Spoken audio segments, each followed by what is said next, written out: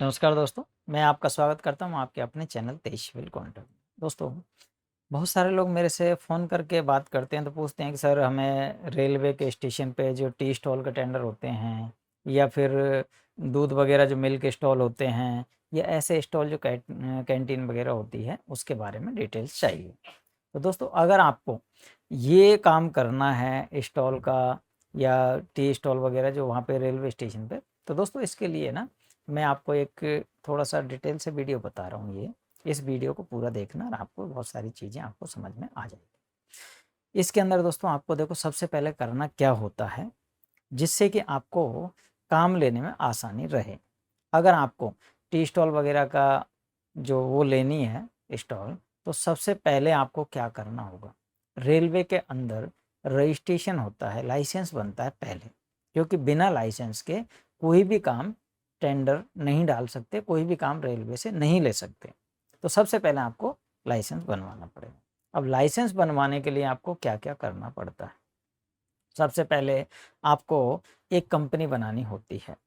Company आपने जैसे देखा होगा रेलवे के वहाँ पे लिखा होता है कैटर्स वगैरह। अगर आपको जैसे रेस्टोरेंट होटल टाइप में अगर वो करनी है, कैंटीन वगैरह खोलनी है, बड़ी कैंटीन है, उसका अलग क्राइटेरिया होता है।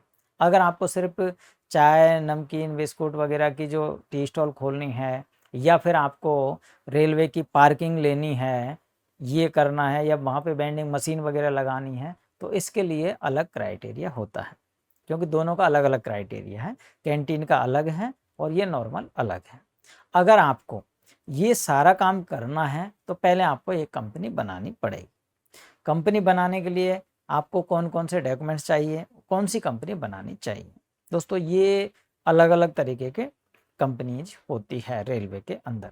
अगर आपको बनानी है, तो आप जैसे मान के चलिएगा, एक आप प्रोप्राइटरशिप बना सकते हैं, एक प्राइवेट लिमिटेड बना सकते हैं या आप नॉर्मल जो होती है, उस तरीके से बना सकते हैं। एलएलपी पार्टनर वाली वो भी बना सकते हैं। अब आपको कौन-सी बनानी है, वो आप खुद डिसाइड कर सकते हैं। अलग-अलग काम के लिए अलग-अलग कंपनी होती है। अब आपको उसके अंदर सबसे पहले आपको बनवाना होता है जीएसटी नंबर। जीएसटी नंबर बनवाने के बाद में आपको एक एमएसएमई उद्यम रजिस्ट्रेशन कराना होगा और एमएसएमई उद्यम रजिस्ट्रेशन होने के बाद आपको एक आपके लिए करंट अकाउंट ज़रूरी होता है, जो कंपनी के नाम से यानी कि जो आपकी फर्म के नाम से है, उसके नाम से खोलना होता है। इसके बाद में अब आपको एक आपका आधार और पैन चाहिए होता है। आधार पैन के बगैर ये काम नहीं होता है। इसके अंदर आपको जैसे ही ये सारे डॉक्यूमेंट्स तैयार हो गए, उसके बाद में अगर आपको एससी, एसटी, ओबीसी हैं तो आपको एक जाति प्रमाण पत्र की आवश्यकता पड़ती है। वो भी आपको लगाना पड़ता है। उसके बाद में अब आते हैं, एक आपके पास डिजिटल सिग्नेचर होना चाहिए। वो डिजिटल सिग्नेचर रेलवे के लिए अलग से बनता है, 3 क्लास का होता है और ये एन्क्रिप्शन वाला होता है, ये कॉम्बो वाला होता है। आप बनवाएँ तो वही बनवाएँ अन्यथा ना बनवाएँ। अगर आपको ये सारे काम अगर करवाने हैं, तो किसी भी प्रोफ़ेशनल बंदे से कराइएगा। प्रोफ़ेशनल मतलब जो इस काम को परमानेंटली करता हो, नए आदमी से ये काम ना कराएँ। और अगर आप खुद जानकार हैं तो खुद कर सकते हैं, लेकिन अगर ये चीज़ें किसी से करा रहे हैं, कोई भी आदमी जानकार हो, क्योंकि आजकल ऑनलाइन का ज़माना है तो आदमी हर कोई सोच लेता है, जैसे कि कोई भी जो खोल के बैठे हैं दुकान, जो साइबर कैफ़े वाले, वो कह देते हैं हाँ जी हम कर देंगे जी, रजिस्ट्रेशन कर देंगे। उनको आइडिया नहीं होता, वो क्या करते हैं कि ट्राई करने के नाम पे चलो होगा तो ठीक है, नहीं होगा तो बाद में क्या होगा, कुछ नहीं होगा। कह देंगे जी नहीं हुआ बाद में हम क्या करें? तो इसलिए आप कराएँ, क्योंकि उसमें आदमी खुद फँस जाता है बाद में जाके। बीच में अटक जाते हैं, ना तो इधर का आदमी रहता है, ना उधर का आदमी रहता है। अगर आपको रजिस्ट्रेशन कराना है, तो किसी से भी करा सकते हैं। अगर आपको चाहें, तो आप मेरे यहाँ से भी करा सकते हैं। मेरे यहाँ से पूरा प्रोसेस होता है। मेरे यहाँ मैंने अपनी टीम बना रखी है सभी लोगों की, अलग-अलग लोग हैं, टीम बना जिसमें डिजिटल सिग्नेचर बनाने वाले अलग हैं, रजिस्ट्रेशन करने वाले अलग हैं। वो अगर किसी को कराना है, वो आपकी मर्ज़ी है। मैं किसी को किसी फ़ोर्स नहीं करता कि हाँ जी, मेरे पास आओ तो मैं आपको ये करूँगा, वो ऐसा मैं करता नहीं हूँ। अगर किसी की इच्छा है, दिल करे तो आए, ना आए वो अपनी मर्ज़ी है, मैं किसी का मतलब वो चीज़ें नहीं करता हूँ। ठीक है जी, अब उसके बाद में अब आते हैं अगले पॉइंट पे। अगला पॉइंट जैसे ही आपका रजिस्ट्रेशन हो जाएगा, उसके बाद में आपको टेंडर देखने होते हैं। दोस्तों, बहुत सारे लोग पूछते हैं कि सर टेंडर निकलते हैं, टेंडर बड़े निकलते हैं, लेकिन दोस्तों टेंडर बड़े आपको देखने भी नहीं है, मेरी बात समझने की कोशिश करिएगा, क्योंकि मैं ये चीज़ें पर्सनली आपको सलाह दे रहा हूँ। आपको बड़े टेंडर देखने भी नहीं है और बड़े टेंडर डालने भी नहीं है, ये मेरी पर्सनल सलाह है। क्योंकि टेंडर जब आप अगर डालते हो तो पहले स्टार्टिंग आपको ज़ीरो से करनी चाहिए। अब बहुत सारे लोग कहते हैं सर इसमें पैसे का क्या प्रावधान होता है, कितना पैसा लगता है, क्या एक बार पैसा देना होता है, क्या अलग अलग किस्तों में देना होता है, या क्या करना होता है। दोस्तों ये डिपेंड करता है आपके टेंडर के ऊपर। अगर आपने रेलवे का अगर टी स्टॉल वगैरह का टेंडर उठाना है तो वो टेंडर एवरेज बता रहा हूँ मैं आपको, ये कोई 1 साल का होता है, कोई 2 साल का, कोई 3 साल का, कोई 4 साल का, कोई 5 साल का होता है। अब इसमें पैसे कितने होते हैं ये टेंडर के ऊपर डिपेंड करता है। टेंडर मतलब किस जगह का है। अगर कोई अच्छी लोकेशन है, जहाँ पे लोकेशन का मतलब जहाँ पे आदमी ज़्यादा बैठते हैं, वहाँ पे शेड वगैरह बना हुआ है, तो वहाँ पे ज़्यादा आदमी ज़्यादा गाड़ी रुकती है, तो उसके हिसाब से वो ज़्यादा पैसे लेते हैं, चार्ज करते हैं, मतलब टेंडर निकालते हैं। अब इसमें क्या होता है, अलग अलग दूरी पर होता है, तो बहुत सारे लोग क्या करते हैं, उनको आइडिया नहीं होता कि कौन सी जगह का टेंडर लेना है। वो चीज़ें अगर आप चाहें तो मेरे से बात कर सकते हैं, और मेरी गाइडेंस फ़ीस होती है, मैं उसमें सारी चीज़ें डिटेल से बताता हूँ कब क्या कैसे कहाँ होता है। अगर किसी को चाहिए तो वो ले सकते हैं, और नहीं चाहिए वो अपनी मर्ज़ी है।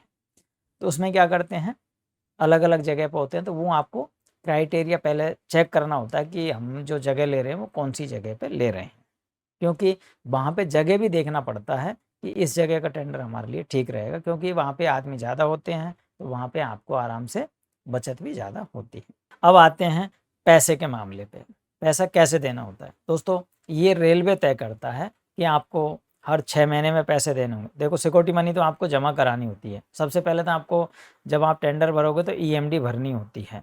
ईएमडी भरने के बाद में जब आपका अगर टेंडर निकलता है, तो टेंडर निकलने के टाइम में आपको कुछ परसेंटेज पैसे, जैसे कि मान के चलिएगा हो सकता है आपका मान के चलिएगा कि 5 लाख का टेंडर है और 5 साल का है, तो 5 साल के टेंडर में आपको हर 6 महीने का हिसाब से पैसे देने पड़ेंगे। 5 साल का मतलब कितना हो गया, 5 दूनी 6 महीने में दोगे तो आप 50-50 हज़ार रुपये पर मंथ आप उसको रेलवे में जमा कराना पड़ता है, और वो एडवांस ही देना पड़ता है। कहीं पे 1 साल में 1 बार देना पड़ता है, वो डिपेंड करता है टर्म्स एंड कंडीशन पे रेलवे की, क्योंकि वो चीज़ें वो ही फिक्स करते हैं कि आपको कब देना है, कैसे देना है, क्या करना है, वो सारी चीज़ें डिपेंड करती हैं। उसी हिसाब से आप पैसे दे सकते हो। ऐसा नहीं है कि आपको एक बार ही 5 लाख है तो 5 लाख एक बार देना होता है, ऐसा नहीं होता है। बहुत सारे टेंडरों में ये फिक्स रहता है सिस्टम कि भाई 6 महीने के अंदर आप पैसे देते रहिएगा, 1 साल में देते रहिएगा, उस तरीके से दिया जाता है। अब आते हैं कैंटीन से संबंधित जानकारी के अंदर। कैंटीन के अंदर क्या होता है, कैंटीन जो बड़ी होती है जिसमें रसोई खाना, उसके लिए उसके डॉक्यूमेंट्स भी अलग होते हैं, उसका क्राइटेरिया भी अलग होता है। उसके अंदर आपको एक तो एफएसआई जो फसाई का लाइसेंस होता है वो बनवाना पड़ता है, फूड लाइसेंस जिसको बोलते हैं, क्योंकि उसके बगैर कैंटीन का काम आप नहीं कर सकते।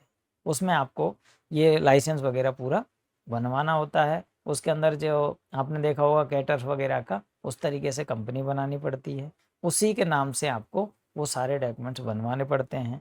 फूड लाइसेंस वगैरह हो गया, आपका ट्रेड लाइसेंस वगैरह, ये सारी चीज़ें चाहिए होती है। उसके बाद ही आपको उसमें टेंडर मिल सकता है, क्योंकि और उसमें एक ज़रूरी प्रॉब्लम जो आती है वो आती है एक्सपीरियंस की। अगर आपके पास एक्सपीरियंस सर्टिफिकेट नहीं है तो आप वो टेंडर नहीं डाल सकते। उसमें क्राइटेरिया लिखा होता है, उसके अंदर ये क्राइटेरिया होता है कि आपको इतने का work order, work completion certificate पहले से होना चाहिए, मतलब काम किया हुआ होना चाहिए, या एक्सपीरियंस लेटर होना चाहिए।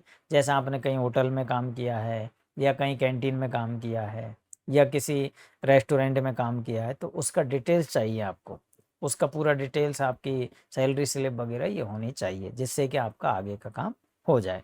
तो इस तरीके से आप ये चीज़ें कर सकते हैं, टेंडर डाल सकते हैं, लाइसेंस बनवा सकते हैं, और बनवाने के बाद ही आप ये सारा काम कर सकते हैं। लेकिन दोस्तों एक चीज़ और आपको मैं बता रहा हूँ, अगर आपको स्टार्ट करना है तो मेरी नज़र की बात कर रहा हूँ, आप जब भी स्टार्ट करें तो पहले आप छोटे टेंडर से स्टार्ट करें।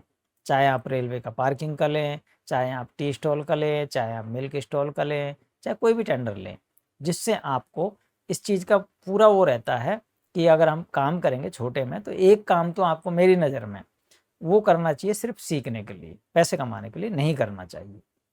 क्योंकि जब तक आदमी सीखेगा नहीं, क्योंकि पैसा, मेरी नज़र की बात कर रहा हूँ, पैसा आदमी तभी कमा सकता है जब आदमी को पूरा अनुभव और एक्सपीरियंस हो जाता है, क्योंकि तब जाके पैसे कमाने का टाइम आता है। अब लोग आज के टाइम में ऐसा है कि लोगों को तुरंत पैसा चाहिए, कि बस आज काम किया कल पैसा चाहिए।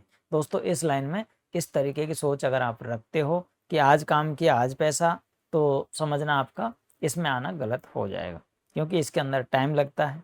ठेकेदारी में जो भी आप ठेकेदारी का कोई भी काम करते हो उसमें टाइम लगता है। बिजनेस कोई भी करोगे, चाहे आप टी स्टॉल कर लो, कैंटीन की कर लो, चाहे आप रेलवे की कर लो, चाहे आप पीडब्ल्यूडी कर लो, सीपीडब्ल्यूडी कर लो, किसी की भी कर लो, जिसमें भी करोगे वो आपको ये ध्यान रखना पड़ेगा कि स्टार्टिंग आपको पैसे लगाने पड़ते हैं। बहुत सारे लोगों से तो मैं ये बात कहता हूँ कि आपके जेब में पैसे फेंकने के लिए तैयार हो, तब जाके आपकी ठेकेदारी होगी स्टार्ट। क्योंकि बहुत सारे लोग क्या करते हैं, मेरे पास ऐसे लोग आते हैं, तो मैं उनसे बोलता हूँ भाई इतना ये चीज़ें हैं, कह रहे सर ऐसे कैसे होता है? अरे ऐसे इसलिए होता है भाई, बिना पैसे के दुनिया में कोई भी काम नहीं होता। बहुत सारे लोग वीडियो बनाते कर ये करके करोड़ों कमा लो, ये करके करोड़ों कमा लो। वो सिर्फ वीडियो जो बनाए जाते हैं वो सिर्फ अपनी प्रॉफिट के लिए बनाए जाते हैं, वो आपकी प्रॉफिट के लिए नहीं है। सिर्फ आपने उसका एक नज़रिया देखा है, प्रैक्टिकली चीज़ें नहीं पता होता लोगों को। और जिनको प्रैक्टिकली पता नहीं होता वो आपको सिर्फ और सिर्फ ये चीज़ें इस तरीके से दिखाई जाती है जिससे कि आप उनसे प्रभावित हो, उनका वीडियो देख लें, जिससे आपको ये मतलब दिमाग में बैठ जाए कि हाँ मैं ठेकेदारी करूँगा। सिर्फ वो मोटिवेशन के लिए होता है, लेकिन रियलिटी कुछ अलग होती है। अगर आपको ठेकेदारी करनी है, आपको वेंडर बनना है रेलवे का, तो उसके लिए जो मैंने बताया है वो पूरा प्रोसेस आपको करना होगा। उसके बाद ही आप स्टार्टिंग करें, और नहीं करना है तो आपकी मर्जी है। और बहुत सारी चीज़ें हैं, अगर किसी को रेलवे, एमईएस या फिर आपको पीडब्ल्यूडी, सीपीडब्ल्यूडी, नगर पालिका, नगर निगम या एलएनटी वगैरह किसी में भी अगर कोई लाइसेंस रजिस्ट्रेशन बनवाना हो तो मेरे से आप कांटेक्ट कर सकते हैं। अगर दोस्तों आपको वीडियो अच्छा लगा हो तो आप एक लाइक करिएगा, और अगर आपको और जानकारी चाहिए तो आप तेज सिविल कॉन्टैक्ट यूट्यूब चैनल को सर्च कर लीजिएगा, वहाँ पे मिल जाएगी। व्हाट्सएप नंबर पे हाई मैसेज करिएगा, वहाँ पे कर सकते हैं, या फिर आप चैनल को सब्सक्राइब कर लीजिए जिससे आने वाली और बहुत सारी वीडियो आपको मिल सके। बेल आइकन दबा लीजिए जिससे कि आपके पास नोटिफिकेशन आ सके। थैंक यू दोस्तों।